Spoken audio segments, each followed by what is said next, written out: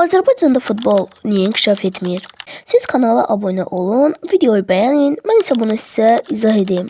Azərbaycan təxminən 10 milyon əhaliyə malik bir ölkədir. Bəs Azərbaycanda istedadlı futbolçu yoxdur? Əlbəttə var. Gəl başdan futbolçu olmaq istəyən bir uşağın həyatının təxminən necə ola biləcəyini sənə başa salım. Əvvəlcə uşaq küçədə futbol oynamağa başlayır. Get-gedə uşaqda futbola maraq artır və o futbolçu olmaq istədiyini ailəsinə bildirəndə, ailəsindən gələn cavab da əlbəttə ki, belə olur. Azərbaycanda futbol var. Sən nə danışırsan? Topu yerə qoy, get dərslərini oxu. Və uşaq da nə etsin? Gedib dərslərini oxumağa başlayır.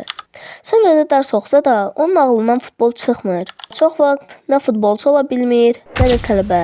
Yəni iş adamı. Yaxşı, deyək ki, ailəsi icazə verdi. İndi uşağı istəyən komanda olmur. Yaxşı, deyək ki, istəyən bir komandada oldu. Onu Avropadan komandalar istədi.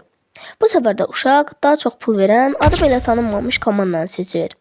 Və yenə hər şey pis nəticələ bitir. Buna görə də heç bir zaman pulu seçməyin. Buna ən böyük nəticə Ronaldodur. Həyatı boyu bir dəfə də pulu seçməyib. Əgər pulu seçsəydi, bəlkə də biz Ronaldonu tanımayacaqdıq. İndi hamı deyəcək ki, bəs Ronaldo indi Ərəbistanın Al-Nasır komandasındadır axı. Ronaldonun artıq 40 yaşı var. Buna görə də oynamasında bir problem yoxdur. Sizin də futbola marağınız varsa, sonuna qədər gedin. Bəlkə də gələcəyin bir Ronaldosu da sizsinizdir. Buna görə də dayanmayın.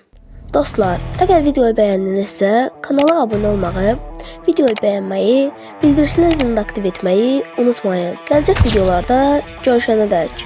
Sağ olun.